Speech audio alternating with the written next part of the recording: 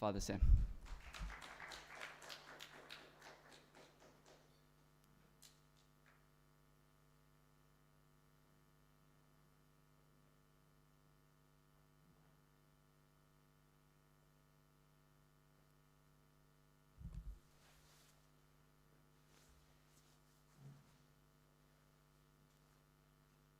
In the name of the Father, Son, and the Holy Spirit, one God, amen. So I've been asked to talk about music. Very hot topic, very strongly debated topic. Is it good? Is it bad? Can we listen to music? Can't we listen to music? What kind of music can we listen to? But I thought we'd start by going back and just looking very briefly at what the Bible does say about music. And I don't think there's any denying it that when the Bible talks about music, it is almost overwhelmingly positive. When the Bible talks about music, it is always in a context of praise. Whenever the psalmist or anyone talks about praising God, they attach music to it. In Colossians it said, "Let the message of Christ dwell among you richly, as you teach and admonish one another with wisdom, with all wisdom through psalms, hymns, and songs from the Spirit, singing to God with gratitude in your heart." Ephesians says, "Singing psalms and hymns and spiritual songs among yourselves and making music to the Lord in your heart." In the Psalms it says, Psalm 104, "I will sing unto the Lord as long as I live. I will sing praise to my God while I have my being. My meditation of him shall be sweet. I will be glad in the Lord." And I think that there's really no real direct negative quote about music in the whole Bible.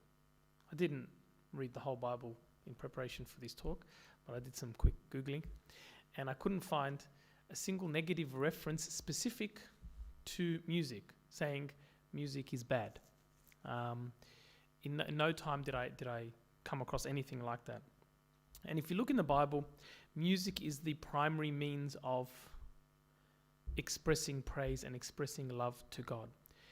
Another, interestingly, just as a side note, another interesting way that music, that praise is expressed is through dance. So we know that David, when he brought up the ark to Jerusalem, he danced before the ark with all his might. I know people who will use that as an excuse to go wild at weddings, but I don't think that's the context in which David was dancing. But he danced with all his might, so much so that he lost control of himself. And his wife said to him, "You embarrassed yourself. You look like one of those base fellows." And he said, "I will be even more shameful in praising the Lord than this." And his wife, for insulting him, was cursed from God. So dancing and music, all of these things are biblical and they're good. They're used in praise, and God has given it to us as a means to use for worship and also for other things in our lives. It's a gift from God, and I think that no one could really ever say that music is bad. I don't think that's a line that anyone really could draw, unless maybe you're Amish or like some weird cult. But anyone who tells you music is bad, as a whole, doesn't live in this world. And I just want to talk now just briefly about the effects of music. Someone said, one of the famous quotes says, "Music is truly the universal language, and when it is excellently expressed, how deeply it moves our soul." And I think when you think about that, that's pretty much spot on. Music is a universal language. When we hear music across any culture, across any generation, it moves people in ways that nothing else can. It has such a profound effect on our psyche and our emotions that it is not one particular culture that loves music and other cultures don't. Across all of human history, music has been critical and so fundamental to our existence. If you look at Greek mythology, the Greeks have, when they came up with their Greek mythology, Apollo and Zeus and all of these things, music was inbuilt into that. Apollo, for example, was the god of music. And the invention of the lyre or the harp had a mythological underpinning. It was something that the people believed in so strongly that they had to come up with a reason why this beauty exists in the world. And music is acknowledged, in ancient Greece and as one of the foundational pillars of human existence. One scientist says music stimulates more parts of the brain than any other human function. So you watch things, you speak, all of these things, none of them stimulate the brain as much as music does. It lights up the brain. Now, different cultures express music differently, but like I said, it transcends culture completely. Music itself, they've done studies, which has linked music to pain relief, stress relief, memory improvement, cures or help in depression and anxiety. Music help is been, proven or not proven, but linked to these kinds of benefits across all of those different domains. And even there was a study that even sad music was found to bring peace to people, even when you listen to sad music. And the study itself found that people generally listening to music when they went through some deep interpersonal loss, generally a loss of a relationship, which we all understand. You break up, the first thing you want to do is listen to some love songs. And actually the study suggested that maybe those music, because they spoke so deeply and personal to our experience, in a sense, the person listening to this music is replacing that lost relationship with the music, with the lyrics that speak to them in a way, in a closeness that they felt from their partner. That's just one theory. But music carries that message, that deep hurt. It makes it more profound in a miraculous way. And I think most of us have this experience. So, for example, for me, 90s music is the best. 80s, not so much, don't really like it. Beatles don't mean anything to me. Elvis Presley means nothing to me. But you give me some Britney Spears and some, other stuff from the 90s, As Yet, Keith Sweat, that just brings me back, to my childhood. That's what I grew up with. And when I listen to that music, I'm transported in time. And it has a magical, like ring to it. Like I was in the car with my wife, we're on a long drive, and I just went back, she went back, and we went to like 95, top hits from 95. And as you listen to them, you're like, oh my God, this was like, I remember where I was when I first heard this song, and I was doing this, and I was at this age, and it just takes you back. You guys may be a bit too young to have that kind of nostalgic experience, but as you get older, the music that you listen to today or that you listened to 5 or 10 years ago is the music that will stay with you for life. For me, after the 2000s, music stopped existing. There's no such thing as music after the year 2000. It's only 90s music. And everyone feels that way about their generation of music because it is so powerful. And you'll notice that when a group of people my age are at a wedding or something and they put on a song from the 90s, look at everyone's face. Look how crazy everyone goes. Because that speaks to a whole generation of people. And we're all connected through these bonds that have been created through music. If you ever been to a wedding, this used to happen all the time. You're sitting at a wedding, then you're talking to someone, like having a conversation, then this song comes on and they look at you and they go, this is my song. And they immediately leave you mid-conversation and they will go and they'll run and they'll start dancing because that's the song that they really want to dance to.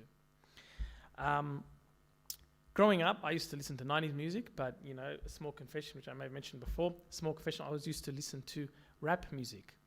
I loved really, really, like when I was in high school, really, really strong gangster rap music, like Tupac and Bone Thugs. I don't know if you guys remember all of these people. Do you guys remember any of these people? Do these people names mean anything to you guys? Yeah, Snoop Dogg. You know Snoop Dogg. And that's the music that I grew up with and listening to. And it is very destructive. We'll get to that later. But when I listen to that music now, psychologically, not that I do listen to that music now, by the way, but psychologically, something happens. It is, I don't know if maybe this is just me, and I have a personal love for music, but psychologically something happens. I remember I stopped listening to it for many years, and then I was about 17 or 18, and then I just found a CD in my car, a 2-pack CD, so I put it in, and the first thing I wanted to do was just do a drive-by shooting. You know, it's the first thing, you know, you listen to this music and it's just gangster rap and you just want to do something violent. I wasn't even angry, but I just wanted to do something. You know, it's just, it does something to you psychologically that I can't physically explain it. But even today, 35, a priest, you put on 2-pack music, I want to do something violent. You know, because it's there from when I was a young age, and it's sort of unfortunately entered into me, and I've had to have a nice purge for the last 20 years or so, and I'm still working on it. But even, not just that, you'll see it in, for example, movies. When you watch a movie, the main character could be doing something totally mundane. They could be, you know, just going for a walk in the park. You add music to that soundtrack, to that image of them walking back, what they're doing walking in that park is the most profound walk ever. And you just think, wow, that is deep. That is a deep, deep walk. When you add music, like if you added, I always thought to myself, if you make a soundtrack to my life would have so much more meaning. Do you know what I mean? Like everything I do, every conversation I have would have so much more meaning if you just play some nice classical music in the background. I don't know if you guys experience these things. These are my own personal experiences, and how I see music to be so powerful. The other day, I've gone into piano music. Currently, that's what I'm listening to now. And I was going for a ride, and I was in the national park, a bike ride, and I had my earphone in, and I was listening to music, and I cannot tell you how much more serene and beautiful the environment was because of the music that I was listening to. It just made everything so much more beautiful. I looked at nature, I said, man, this is the most beautiful thing ever, because music elevated it to another level. And so I think in terms of emotional stimulation, music is unparalleled. There is nothing that will compare to music in terms of emotional stimulation. There's a story about the Russian Orthodox Church when it first started. Some of you may have heard this story about how the Russian Orthodox Church started. They had a king called Vladimir who was deciding between different religions. And he went to the Muslims and he sent a group of people, wise people, to investigate different religions. So he sent them to the Muslims, and they came back and they said, they don't let you drink alcohol, which was a big problem for Russians, number one. And secondly, he said when they went into their mosques, they found only sorrow and a terrible stench. They went to a German church. At that time, that was sort of the Roman sort of church. And they said there was no beauty there. But they went to the Byzantine church in Hagia Sophia, which is in the news now because they're now doing Muslim prayers in there, and that's causing a bit of a ruckus. But that was the main church in Constantinople. And they went there, and it says that they burned incense and the choir sang, and there was music, and they put on a real, like that was one of the services that they put on. And they returned to Vladimir, and they said, "We knew not whether we were in heaven or on earth, for on earth there is no splendor or such beauty, and we are at a loss how to describe it. We only know that God dwells there among men because we cannot forget that beauty." I have listened to Russian Orthodox liturgy and Byzantine chant. It is incredibly beautiful. Someone was telling me he went to a Russian Orthodox church, and they were doing like Vespers or something. He didn't know what they were doing. And it wasn't really busy, but they have their choirs sort of, they put them in like some back corner. The music comes from everywhere. And he walked in and he heard from behind him the most beautiful angelic choir he had ever heard. And he actually thought, oh my God, there's angels up there. He didn't know, because he didn't know there was people there. He thought the angels were singing because of how beautiful it was. I was in Russia a couple of years ago, and I attended a Russian Orthodox liturgy. The music, the way that they sing, I didn't understand the word they were saying, but it was so incredibly beautiful because of the way the music takes your mood, which is to worship, and it takes it up to heaven. It like gives your prayer, your spirituality wings up to heaven. And that's what music has the capability to do. And I think it does it with every situation. Whatever you're feeling in life, music will accentuate it. If you're feeling happy and you're listening to music, you're next level happy. If you're feeling sad and depressed, you just had a breakup and you listen to music, oh my God, I'm never going to find another one like her again, you get even more sad. You know, whatever you're feeling, if you're angry, you listen to rap music, you're going to get angrier. If you want to dance and you listen to music, it makes you want to dance even more. Music takes whatever you're feeling and elevates it to another level. At least that's my experience. And so if you're looking at it within a church context, any church that has no music is a very, very, very sad church. It's a depressing church. It's a church that has no joy. All right, so now hopefully you can see where I'm going when we talk about secular music. Now we're getting into a bit of a different topic. Like, I'm talking about beauty of music and all this, and now we're talking about secular music. And so the question is, what about music that is not religious? You know, am I allowed to listen to it? I don't really, unfortunately, I'm a bit out of touch with music these days. I know a few people. I know Bieber. I know Taylor Swift. Beyonce's still around, is she? Beyonce's still around? Yeah, Beyonce's still around. I don't really know many other people. Kanye West, I don't think I've ever heard a Kanye West song. Maybe I have, but he's a whack job. So I don't know, but I don't know music these days, so I can't give good examples about music in this day and age. So I might have to go back to my, catalogue of music of when I was growing up. But the question is, what about music, just general music? Can I listen to it? When I was growing up in Sunday school, they used to torture us. And every time you had a topic on music, they would put on Hell's Bells. Now, none of you have ever heard of Hell's Bells. Thank God, you're lucky. But every topic on music, you had to sit through Hell's Bells. Now, Hell's Bells was this documentary that I think American Christians had put together about the dangers of secular music. Now, the music that they were referring to was like AC/DC, like all these weird rock, heavy metal bands that no one ever listened, that we didn't listen to. So we don't really understand. And apparently when you play AC/DC backwards, then it's like, I am Satan, all that stuff, apparently they did studies and they did all of that. But it was like, that's not really relevant for me because I never really listened to AC/DC or any of that stuff. But that's what we were faced with. Said, you shouldn't listen to music because look how bad it is. I'm like, well, this is not the music that we listen to. So it's not really all that relevant.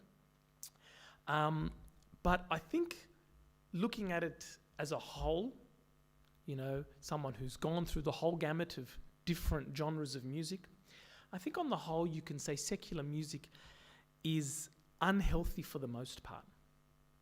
I think that's a fair comment without making too many broad generalizations, because I think what it does for the most part is it takes an incredibly powerful medium, which is music, and it accompanies it to some very terrible themes. Sex, drugs, promiscuity. And it takes music and it makes it cool. It makes these themes cool. For example, I know a song that says, I kissed a girl and I liked it. And I find, kids going, I kissed, and they're walking around singing this song because it's catchy and it's cool, but look at what is being said. Do you know what I mean? And it's like that with everything. They take even subtle themes like pride and, I don't need anyone. I'm independent. I'm powerful. And you combine music to that and these themes become so much more powerful.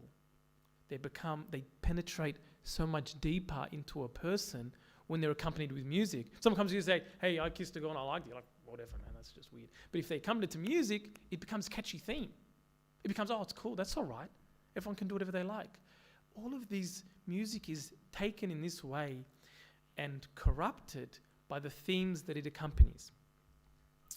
And so I think it's hard to argue that it is okay for Christians to listen to this kind of music. I don't think it's very reasonable for anyone to stand up and say, yeah, it's fine, you can listen to all these kinds of music, it's okay. rap music, sexualized music, filthy language, all of these songs, they penetrate deep into a person's soul and they're hard to get out. Trust me, I know. They're hard to get out. And not just the music, the accompanying film clips. We grew up with MTV and all of that stuff, and they just get worse and worse and worse year on year. And this is what people are exposed to. And so I think that kind of music, by and large, is mostly generally off limits for a Christian. We shouldn't be listening to that kind of. Of course, we listen to it; it comes up, and in certain environments. But as a Christian, if you want to make the right decision in terms of your musical taste, these are the songs you should be avoiding. You'll know whether it's right or wrong by a bit of a litmus test. Go to a wedding, dance like crazy to these filthy songs, then come home and try and lift up your heart in prayer. Try it and see if it works. If you can lift up your heart in prayer after doing all of that and feel God's presence after doing all of that, then continue listening to that music. Continue behaving like that. Then no one's going to stop you. But I would argue that it is impossible because God does not work in that environment where filthy language, filthy themes are being used. Now, I know I've been to a lot of weddings and I've seen the power of music and what it does. Filthy, filthy songs. There's this really disgusting song that used to always get played at weddings. And everyone would be in there dancing, and people who would never use this kind of language in real life, but the second this song comes on, everyone's in there, everyone is belting out these lyrics, and I'm like, oh my goodness. It is the most filthy lyrics you could imagine, but because of the environment, because of the accompanying beat, because of how it makes you feel, it is so easy to get caught up in that zone. And I think we've all been there, we've all experienced it, in our lives. Being caught up in something like that. So practically, what is the solution? Do I concede and give up all secular music? Am I not allowed to listen to music when I'm working out? What about nice, relaxing music? Do I have to commit myself to a life of listening to Hillsong and other Christian music that sounds similar to the music that I like, but just isn't quite there in terms of satisfaction? Is that really what I have to do in my life? I think that the only answer, without being too extreme one way or another, is to pick individual music on its merits. Individual songs, individual artists on their merits.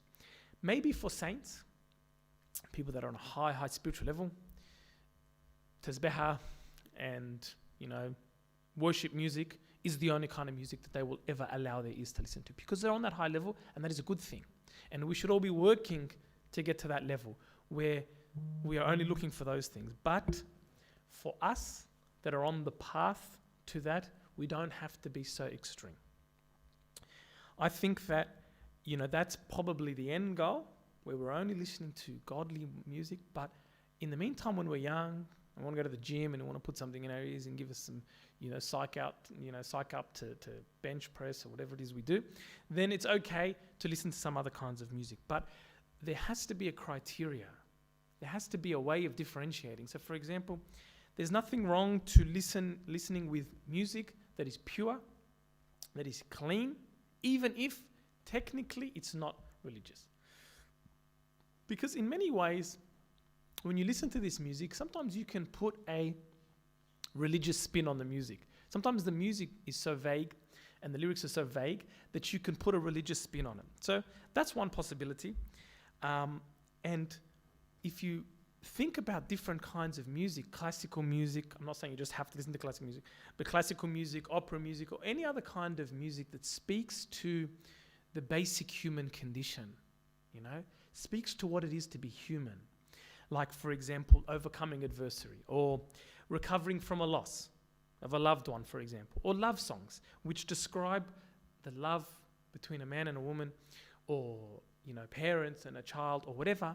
Describe that love in a pure, loving, self-sacrificial way, and not a degrading, objectifying, selfish way.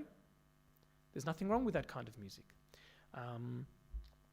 if you want to listen to it over those times. And over time, as our spiritual life becomes deeper as we are more and more consumed with God, then maybe we have less desire for these emotional outlets. Certainly as you get older, and you get married and you settle into the long-winded love of a married couple like me who's been married for 12 years, love songs don't really speak to what I'm going through at the moment. I've got 4 kids, all these love songs, they're talking about people when they just meet. I've got 4 kids, these love songs don't speak to me at the moment. So I don't really have any desire to listen to music like that now. So as your life changes, as you become more closer to God, it may be that even those types of music are a distraction. Even when you listen to those types of music, for example, on your way home in the car, even that stops you from being able to lift your heart up completely to God. And so you will get rid of that music and you will stop on your own time as your spiritual life progresses. But in the meantime, it doesn't have to be all at once. You don't have to cut off all music, because I know people do that and then it's very hard for them. You don't have to cut off all music. If you want to and you can, that's great. But if you are going to listen to music that has been culled, that has been, you've applied a criteria to. It's not filthy, it's not degrading, it's not any of these things. It's just some nice, pleasant music. I'll give you some examples. For me, I don't know, Coldplay. Do you guys know Coldplay? I used to listen to a lot of Coldplay when I was younger. That music is just speaking, it's vague music. It's not, the themes in it are universal. So if that's the kind of music you listen to, who's going to stop you? But be very critical of the music that you're listening to. Be very critical of the artists that you're listening to. That's what I would suggest. The key is being selective. But I think that never forget that music is an integral part of being human. It is an integral part of who you are. And in many different cultures, music is expressed differently. For example, when Arabic music comes on for me, I get very annoyed. I don't like the beat. It's so repetitive. Every Arabic song sounds exactly the same. I just don't understand. Like, you got a wedding and they've all got the exact same beat. I can't figure it out. Like, did they all get together and just like work on the same beat? So I hate it, personally. I know that people want to kill me for the saying, but I don't like it. But my wife, English music, she's not really that, but Arabic music, she loves Arabic music. So it speaks to different people in different ways. For me, I don't like it. And many people say that, Eastern music is good, religious music, you can use it. Western music is bad. That's not true. It's just different styles of music. Western music just sprang out of the Middle Ages, the Reformation period, sprang out of European history, and most importantly, 20th century history, jazz music, all of you could do a history of music in Western culture, and you could write 15 PhDs on it. But it's developed over hundreds and hundreds of years, and it speaks to people who are grown up in Western countries, just like Eastern music speaks to people that are grown up in Eastern countries. And so the point I'm making is, whatever style of music you enjoy, use it spiritually. Unless it's gangster rap. You can't use that spiritually.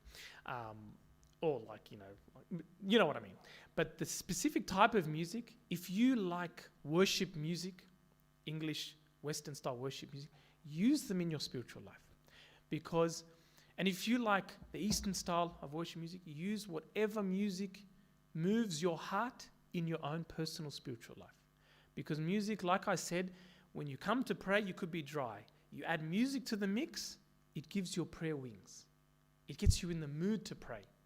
It can move you to tears. And there's nothing wrong with that.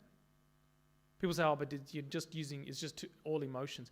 If you want to use emotions in prayer, we worship God with all of what we are, with our body, with our mind, with our heart, with our emotions, with our tongue, with every part of what we are, we worship God. And that includes the emotional part of it. So use music in your own personal worship. It is a powerful tool, and I would suggest we do that. So I think, in conclusion, the dividing line for me is what is expressed by the music. If what is expressed by the music is godly, is spiritual, that's a tick. It's good no matter what kind of music that is. If what is expressed by the music is sinful, then it's bad. Those in the middle, they're up to your discretion to use at different times. When you're coming to church on a Sunday morning, I would suggest not listening to that kind of music. Listen to godly music. But if you're with your friends and you're in the car and you want to have a nice time, choose music at least that is not sinful. And over time, as your spiritual life develops, that may change, that your choice of music may change. But I think, there's no one-size-fits-all approach when it comes to these kinds of things. That's my own personal opinion. Does anyone have any comments or questions about that?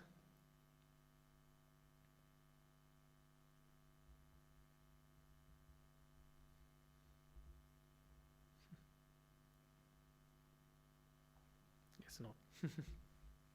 No questions about such a big topic as music?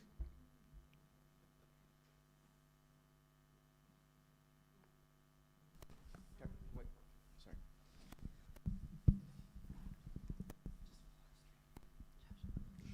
It's not so much a question. I kind of is. It's more of asking for your opinion.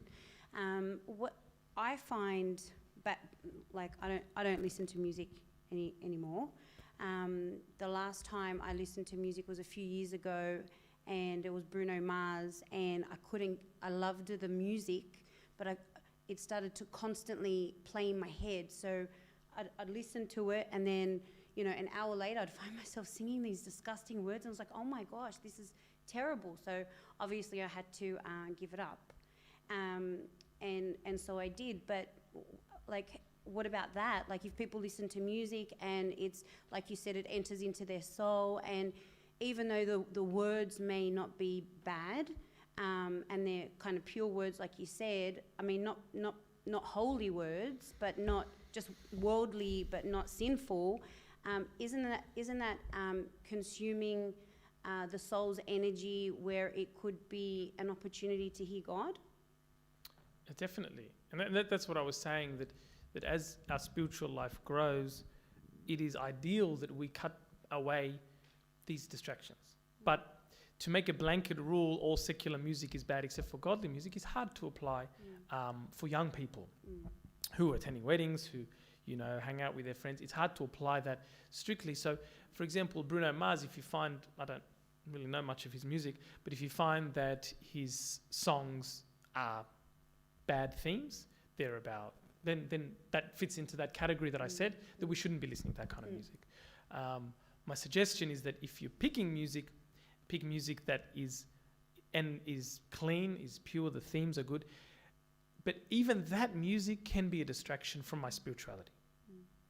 The saints, you'll find the saints won't listen to that kind of music even, because the saints don't want to be distracted from God at all. And so as time progresses, yes, we should be cutting away these, entanglements, even though they're not strictly bad. For example, Netflix, if I'm watching something on Netflix, it may not, most of it is bad, but it may not strictly be bad what I'm watching. But to sit there in front of the TV and veg every night, it distracts me from my own spiritual life. When I come to pray, even if I've been watching something that is pretty clean, it's consuming my mind. It's working, and I can't disentangle myself from that to pray to God. But to tell people you can't watch TV or watch TV shows is a bit hard, so we just try and reduce it and increase our spiritual life, and over time these entanglements will go away, I think. But to say, a rule 100% bad, 100% good godly music only, I think is just it's a bit hard to apply. And I found, not for you or for myself growing up, I found it hard to apply when people say that to me. Yes, you tried for a bit, you listened to Hillsong for a bit, and you're like, I need something else. And it was a bit hard to apply when you're young. And so I think that's just one way of, sort of making a transition to more godly music. I don't know if that's helpful for anyone, but it's just my opinion. Thank you. You want to have a question? Someone else have one? It was Abuna, but he's going to answer it himself. Okay. Abuna first. Just the father that used to serve here, Father Philippus, he used to advise any family that baptize a baby to actually make the sound of the mass, the music of the mass, because especially about the original, like, the 4 hours mass that I am actually like the generation before my generation. So he said the Coptic tunes actually will make the child or the baby get accustomed to the church music. Thank you. Yeah, Father Dan, my cousin, Father Paul's brother, his son from a young age, all he wanted to listen to was the Coptic liturgy. And that was all. He would sit there, if it came from the age of 2 years old, not interested in anything else. Coptic liturgy comes on, he goes quiet, and he just sits there watching, saying the Coptic liturgy. And so I think Abuna is 100% right that, like I said, the music that you listen to when you're young, it goes into you. Then if you're listening to that from a young age, and then it becomes part of you, becomes part of the music that speaks to you. Sorry, you had a question? Oh, yes. So is it right to use music constantly in our personal prayer on the basis that, like you said, it's something that very deeply affects the soul? So then if we try and pray without it after we've been accustomed to praying with it, we might not be able to pray to God after having had that sort of crutch, I suppose.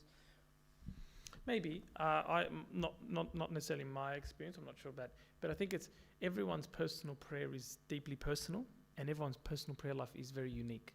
So they speak to God in a way that is good for them. People that love music, for example, and they're musical by nature, that's the way they're going to express their love to God. That's the way they're going to express themselves to God. People who are more literary might write, their prayers. That's their way of talking to God. So I think everyone is different. There's no right or wrong answer. I think that moderation is good. So we don't only use this particular type of music in our prayer life to the exclusion of anything else. We use psalms in our prayer life. We read the Bible. We intercede. We ask for the people around us. We give thanksgiving. All of these things to have a more holistic prayer life. But music is one way of just as a tool. It's just a tool to improve our prayer life, I think. And I don't think it should be ignored because it is a very powerful tool. And we know that when we come together, we sing hymns. When we pray, we lift up our hearts and we sing hymns. The Bible tells us, sing to the Lord, sing, sing, sing. That's all they did was sing. David created 150 psalms. There was 150 psalms. They're all meant to be sung. They're not meant to be recited. They're meant to be sung. They were set to musical pieces. And so that's, I think that it's hard to overdo it. If you're praying, that's a win, no matter how you're praying. God will guide you. If you're in that moment and you're praying truly, God will guide you how you should pray. Any other questions?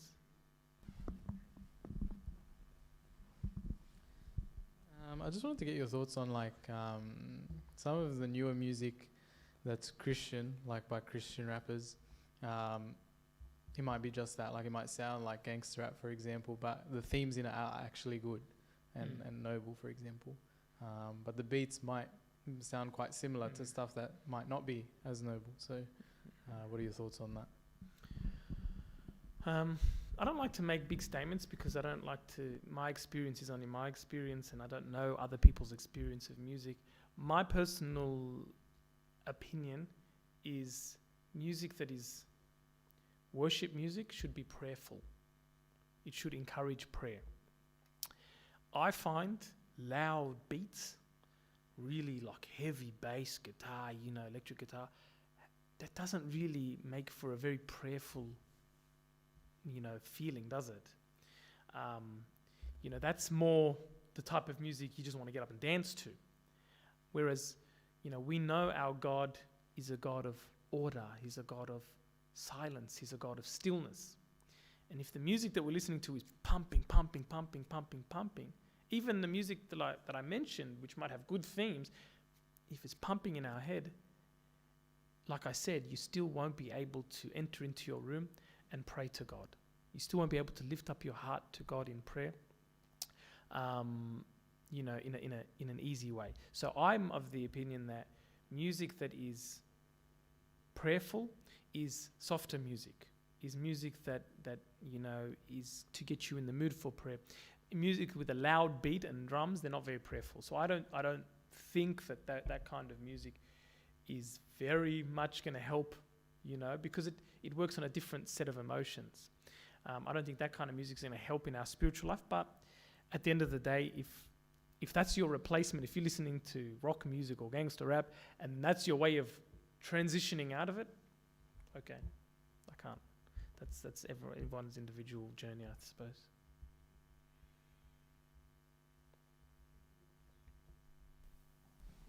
Sorry, Buna. Recently, someone shared with me a video, and it was a bunch of Orthodox priests, and they were discussing Christian music being played in the Orthodox church, non-Orthodox music. And it was like, they didn't have any examples, but I'm assuming, I don't know, I don't want to say Hillsong, but just, I don't know, Mercy Me or something, some other Christian music. And I must say, I was quite shocked. I was actually gobsmacked that these priests were completely against it. I've listened to a lot of Christian music. Again, I don't listen to much now, but it helped me along my journey, and it can really touch the soul and really help you open your heart to God, especially in the car. But they were very much against it in meetings, like youth meetings or prayer meetings, and things like that. And I think they were more along the lines of preserving our orthodoxy and not allowing other things to influence our and I guess I can understand, because they want to preserve our faith for generations to come. But I guess I thought I would ask your thoughts on that. This is like well above my pay grade. I have to ask Buna Paula for this one. I have to get he's the authority. It's different opinions, but what we really scared of is the relics, like whatever is being said to be delivered. So you can put a very nice music. Arius, as an example, he promoted his heresy about not the equality between God the Father and God the Son through music. And he used to say it in a simple hymns, and the people used to recite it. So what we worry about in Orthodoxy is the dogma or the belief in the Trinity, or the way we express our faith, not necessarily against certain type. So what's really important is the words that's being said. Thank you. Yeah, I tend to agree with the Buna Paula. I just wanted to make sure, but I think I tend to agree with the Buna Paula that like that's the, like if you look at the words that are being said, some of the music that is being developed, the words are not reverential. A lot of the themes sometimes are a little bit off. There's one particular song where it talks very strongly about, the wrath of God, all of these things that are not really part of Orthodox traditional understanding. But if the lyrics are 100%, I don't think the style of music that accompanies it is make or break. Because, just as an example, we all have grown up with and love Christmas carols. They speak to generations of people, and Christmas time comes, you hear Christmas carols, and it's just amazing. Should we not be using Christmas carols? Is it the music and the lyrics themselves are so true and tested that I don't think it's fair to say they're all bad, for example, because they're not particular style of music. We worship in a particular style because of where we've come from. Other people worship in a different style because of where they come from. The expression is different. The dogma has to be what is important. There's another question back there, I think.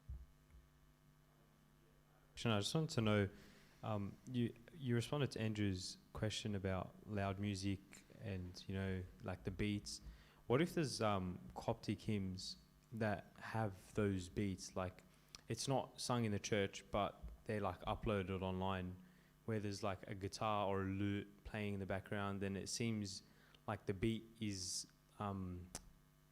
not very, like, it doesn't make you calm down, it like hypes you up. What are your thoughts on that?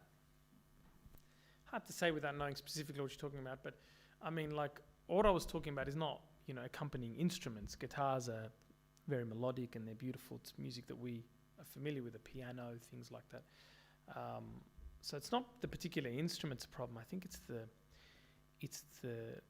the feeling of the music. It's the, like you said, the beats, the how loud it is, what it promotes, and really how it makes you feel. And it's an individual experience.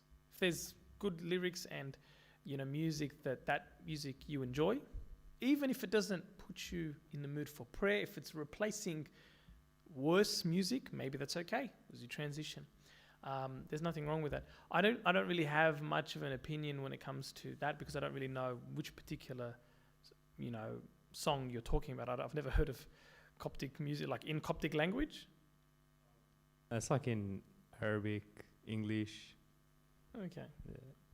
They're all different expressions, and I think we've got to be open to different styles and different expressions of people expressing their musical ability and expressing their worship to God in different ways. I personally, my own opinion, I don't think we should be too dogmatic and rigorous about what is right and what is wrong, because what is right and what is wrong is culturally, it comes from our culture, and it's what we feel, and what is right in one culture might be wrong in another culture, but it's culturally designed. So I think I come from a particular culture and a particular way of thinking. It's hard to apply that en masse. I think if it's much better for us to be armed with the criteria for what makes for good music. And that goes back to what I was saying. The themes, what they're singing about, how it makes me feel, my ability to pray after listening to that kind of music. If I apply that criteria, then I can make decisions for myself about which music is appropriate, which music is not appropriate. Or I can't give you a list and say, well, Taylor Swift's off, this person's off. Because some of Taylor Swift's, I don't know Taylor Swift's music, but some of her music may be appropriate. One of her songs may be quite a beautiful song. Might speak to a theme that is quite beautiful. I watched, what's that movie? A Star is Born, worst movie ever, by the way. Oof. Tell ya, that was the worst.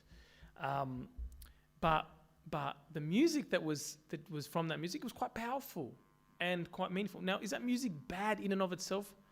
I can't really remember what it was, but I just remember it was not quite nice. But if that music bad in and of itself, maybe not. Lady Gaga's music may be bad. It was Lady Gaga, right? Lady Gaga's music may be bad, but some of her songs may not be so bad. So it's not, I think, reasonable to give a list of what is appropriate, what's not appropriate. You are old enough, wise enough, spiritually mature enough to know that, look at the particular music on its merits, and then you can make a decision to say this music is not appropriate for a Christian. This music may be okay for the time being, but over time I would like to sort of disentangle myself from all of these kinds of things. That's I think the most practical way forward, rather than specific examples.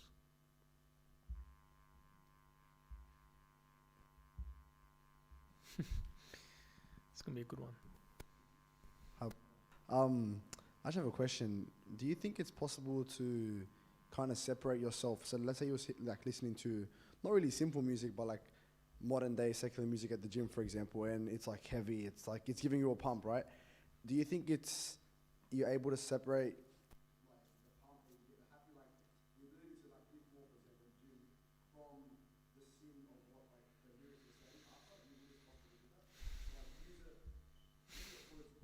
merits and it's good, it's good use, and then like the bad part of it, or like the sinful part of it, can you separate it from from yourself?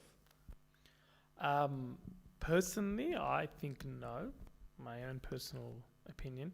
When you're listening to that kind of music, for a number of reasons. It might help you pump more, which is good. Everyone wants to pump more. And that's the other problem. Like when you go to the gym as well, like I don't go to the gym, thank God. But if you go to the gym, like, the film clips that are playing all around you, it's just bombards you. And that makes for a pretty negative environment. But anyway, moving aside from that, when you're pumping or when you're doing something and you're listening to music and you're really using it to channel all that energy to lift that weight, then, it does enter you. And when you leave, it's going to be playing on in your head. And that's what's going to be in your head for the next hour or 2 hours. And really, look, it depends on, and there's plenty of music that you can find which will give you a buzz for your workout, which the lyrics are not inappropriate, the themes are not inappropriate. I'm sure there's music you can find that can help you do that. And I think it really all depends on our spirituality. If we want to live in God's presence every minute of every day, you will not even allow that 1 hour of gym time and the 2 hours afterwards with music playing in my head to be separated from God. I won't even want to be separated from even for that 2 hours or 3 hours. And then I will, even if I have to bench press only 78 kilos and not 80 kilos because I don't have the music to give me that extra couple of kilos, that's all right. And so I don't think it's possible. I think music is too powerful for us to be able to say, I can just listen to it and take the pump up vibes from it, but not the bad themes and things like that. I think that music is too insidious, it's too powerful to be able to separate it out. And I don't think it's that difficult to find more appropriate music that doesn't have those characteristics. I think if you go on Spotify, you'll find Christian workout music. I'm certain there's Christian workout music on Spotify. They have every kind of playlist on Spotify, so I'm sure you'll find that. Does that answer your question? Sorry to ruin your workout session.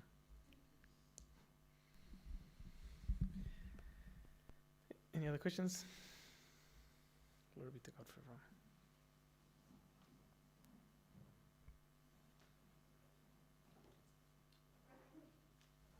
So we'd like to thank Father Sam for coming here and giving us that wonderful talk.